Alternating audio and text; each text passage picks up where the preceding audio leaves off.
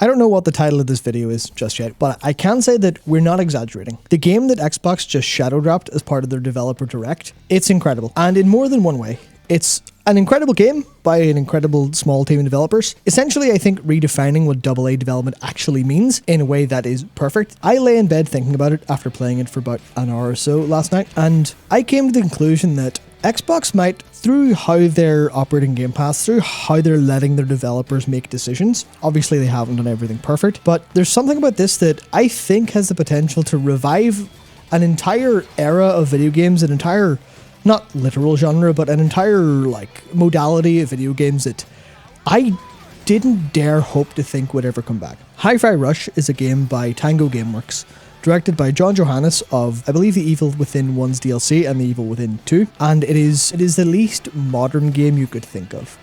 Imagine if someone turned around and said, hey, here's a rhythm action platformer that's immaculately done. You would expect it to be an indie. You would expect it to be a couple, maybe something like Hollow Knight, where a few ex-industry veterans turn around and make an indie game. No, this is something that Xbox and Bethesda were very happy to publish and very happy to shadow drop. Just release it to the wild with, not saying anything about it. No hype, no marketing, just, hey, we made a game. Would you like to play it? It's on Game Pass now. And it is an absolute game changer, because you think about games in the PS2 era, right? You think about games from maybe the Dreamcast era is a little bit more appropriate. And they were all messy, right? When they were good, but it was all like a sum of their parts. There's always things you go, oh, that really didn't hold up well. Maybe overall it does, but there's always little things that went wrong, or little bits of, I can't believe they made that decision. HiFi Rush is a game that shows that AA development now, and the kind of the indie stylings, the Dreamcast era, the creative era of games, the era of games that we absolutely love because they brought something special. They maybe weren't reinventing the wheel, but whatever take they had on the wheel, whatever decals they painted on the side, were there for joy, they were there for fun, they were there for just, hey, this is what we know video games to be, and it's really cool. It shows that professional developers who have years in industry, once they're allowed to make a decently scoped game that they want to make, that they have the creativity for, it can be absolutely incredible. So the reason I'm saying AA game for HiFi Rush is because it's priced at around $30, and it doesn't seem to be particularly long, which is obviously fine for a game with replay value, etc, etc. But it is very much a AA title. It's very much a title that came out of nowhere, something seemingly between Tango's major projects. But it is something that Xbox just kind of went, yeah, sure. This isn't something that any other AAA publisher would seemingly be happy to do outside of someone like Embracer, but they're very notably AA. And even then, when Embracer do AA, they don't do it this well. They don't do it this polished. Something like Saints Row comes out and everyone goes, oh, that's... The stuff like the Destroy All Humans remix are fine, but they seem a little bit just kind of budget, like, oh yeah, well, we need to make so much money anyway, even if it's small budget, so throw it out at this time. This is a game that I can't believe is actually real, to be honest. I'll get into a little bit of the depth behind why later with Tango Gameworks and Clover and Shinji Mikami if you want a little bit of talk about God Hand, but I think I'll get into more literally what it actually is, right? The pitch of it is wannabe Rockstar Chai fight back against a sinister robotic enhancement conglomerate using rhythm-amplified combat where everything from the motion in the environment to the blows of combat is synced to the music. And there's a couple of reviews are starting to come out now, but they are very much saying this is a Game of the Year competitor. This is January, and there's a Game of the Year competitor, Shadowdropped. Obviously, you think of games like Final Fantasy 16 throughout this year, and you go, well, it's not going to be a literal Game of the Year, but in the personal sense of people who like, oh yeah, I really vibe with this, I really like it, this is really creative, it's down my alley, it very well could be. And after playing it, I can't help but completely agree. The aesthetic and the tone of it, of course, is, as you'll see in footage we're rolling, it's very much comic crossed anime kind of style. It's not pure anime, it's a little bit of the... Maybe it's a little more of the like anime movie style. It's less very traditional and a little bit more of the poppy, more modern style. But people are saying it's very Dreamcast. And you can see the comparisons immediately between things like Jet Set Radio. It's got the pop, it's got the vibe, it's got that kind of spirit, almost like quite literally a punk spirit to it that suddenly makes it feel way better. Without the cynical lens you'd expect of a AAA game, or like a Watch Dogs Legions as an example, where it's trying to be counterculture, but it's so big it ends up being a parody of counterculture instead of actually being counterculture. This feels real. And even you look at the Steam reviews, 99% are positive. It's only very positive because it hasn't got enough reviews to reach overwhelmingly yet, but it will, because it's a fantastic game. To get a little bit into why it's actually a fantastic game, I think I'll say, you know, when you play something and everything is right, it's hard to describe without saying, but hopefully the footage gets some of it across, especially if the music's playing. Everything in the environment is matched to the beat, which means you get this entire sense that maybe it's from the character perspective, maybe it's actually real. It doesn't really particularly matter, does it? Everything pulses on the beat. Platforms will move with the beat, they'll pulse with the beat. Enemies will attack roughly in time. So every single thing you're doing is synced with some form of beat or offbeat. And that makes it genuinely just raw fun to play. As for gameplay, as for like the button presses you're doing, they're relatively simple, as you'd expect of like a pretty otherwise milquetoast action game. You've got your lights, you've got your heavies, you mix them up for combos, you pause sometimes to get extra combos, you do aerial stuff, you do dodges, but then you dodge on the beat to get extra dodges further. All your enemies are attacking in through different forms of that. So you're always doing some action on some form of beat. And together it results in this beautiful sense of flow, especially when you have the, like, when you hit buttons correctly on the beat, you get rewarded. But not rewarded like, yeah, you've got 0.1 gamer dollar cents deposited into your fake account for achievement points. No, it's the old school way of reward where you feel good. Where it goes, hey, your ranking is going up a little bit. Oh, hey, you get it to sound better. It's even when you're going around double jumping or jumping around. If you jump on the beat, there's an extra little like guitar note plays, or maybe a chord. Something happens every time you do something correct, and it leads to this incredible feedback of every single thing in the world is vibing with this music. Then you look at the quality of the animation, the quality of the cutscenes. And when I talk about this being something that feels indie, but with the professional creation of something better, man, you watch some of the cutscenes, you listen to the voice direction in either English or Japanese, and it's great in both, to be honest. But there's something about it comes across as just immaculate. Everything's moving. There's a little bit of love, a little bit of character in every detail. There's a bit in, I think it's the intro to stage 2, to track 2, I should say, and your companion cat, 808, which is a musical reference, they're pointing a direction, but they also wag their tail, and it, like, in the speed of it wagging, there's a little arrow, like a little LED arrow highlighted in it, and that's visible for maybe half a second, maybe a second, and it's full of those little details that you notice as you watch, as you walk around the world. Everything is immaculately animated.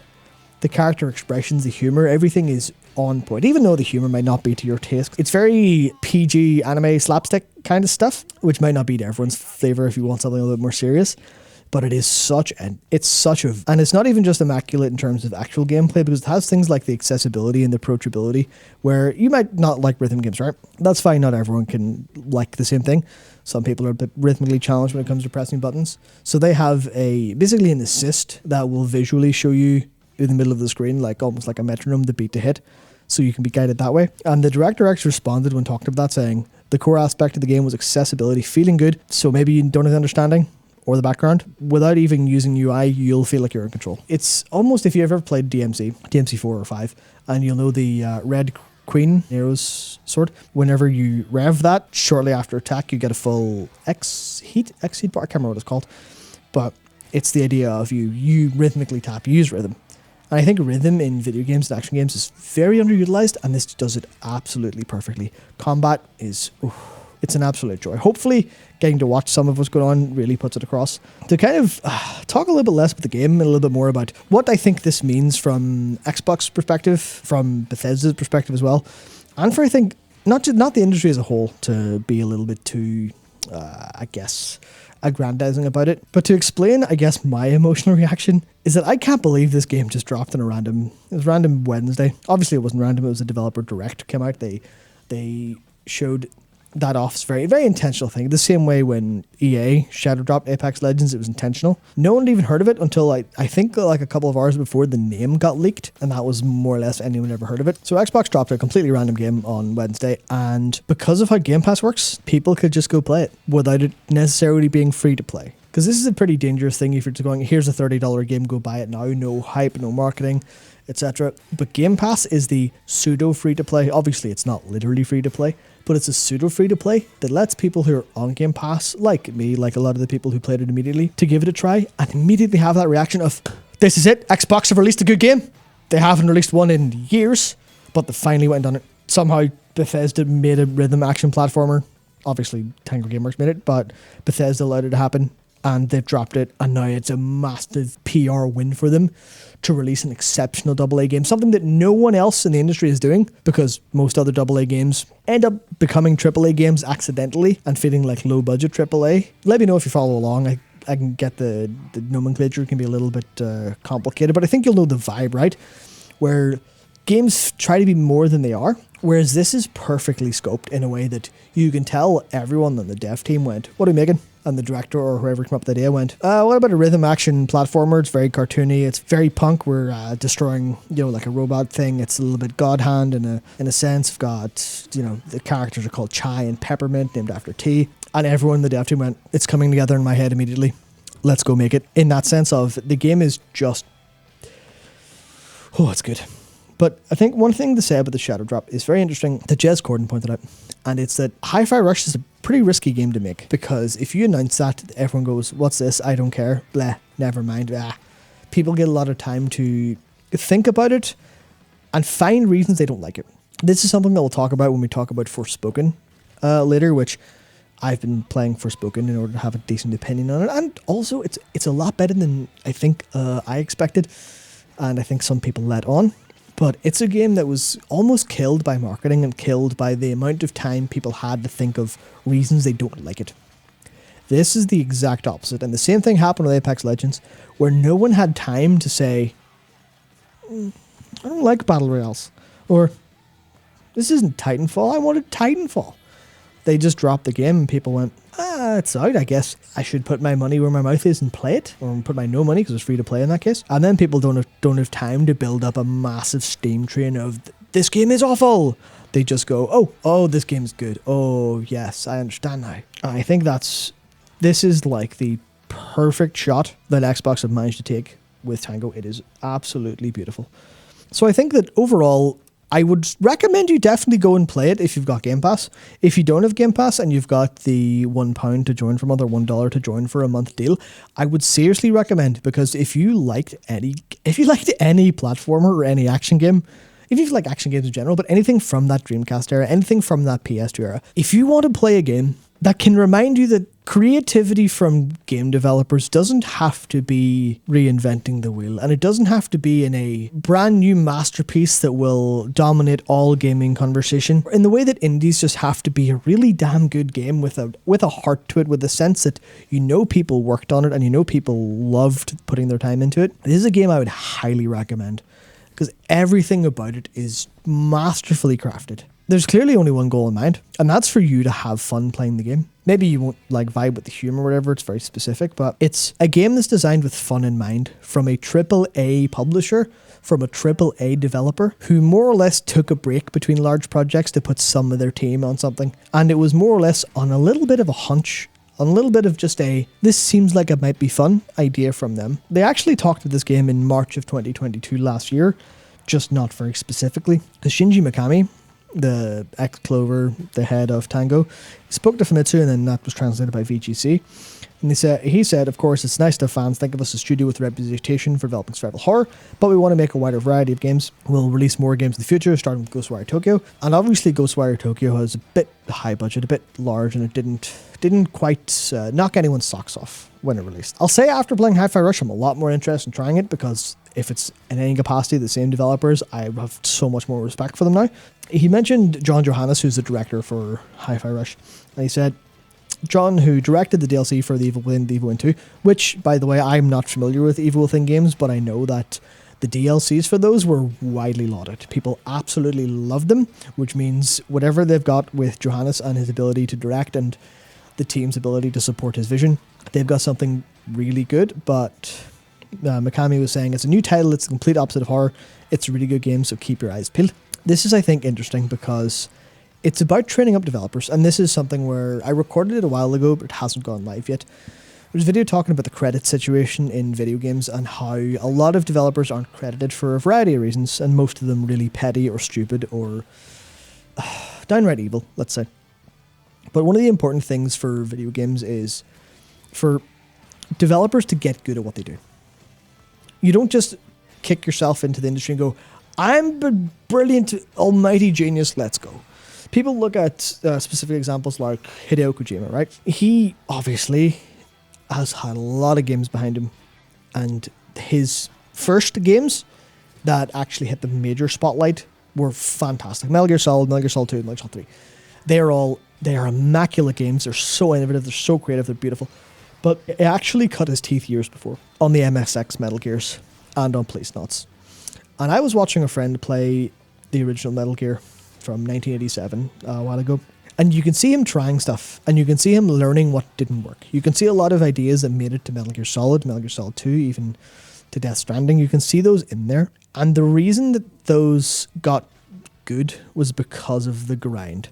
It's the same with the Final Fantasy 16 team coming from Final Fantasy 14.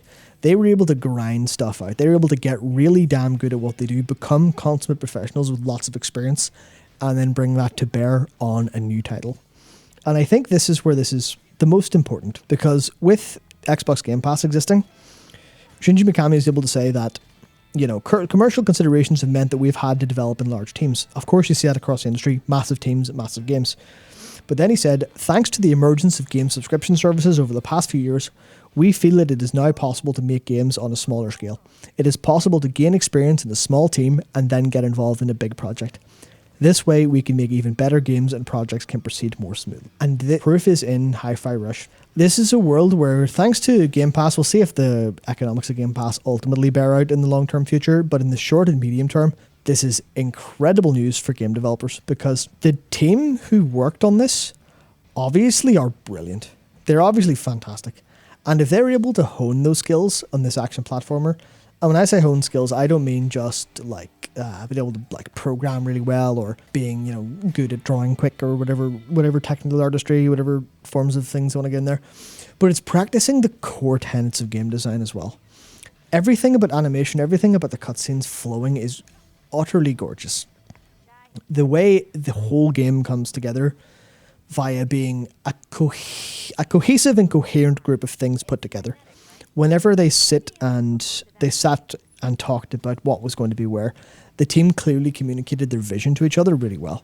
And that is best handled in a small team, as you'll see any big game, any Anthem, any massive RPG, any like something like, I guess not to pick on BioWare entirely, but you see those games that clearly got a little bit too big and lost vision. You see it even in a lot of Cyberpunk, where it's like it has a core vision, but it's not uniquely there the whole way through the game. You see this in a lot of games where there's no, Forspoken's the prime example, where there's just no cohesive element. You don't feel it all coming together quite as clean as it could. That's the thing that's important, because we look at the PS2 and the Dreamcast era, and they were devs getting lucky a lot of the time. Their creativity carried them.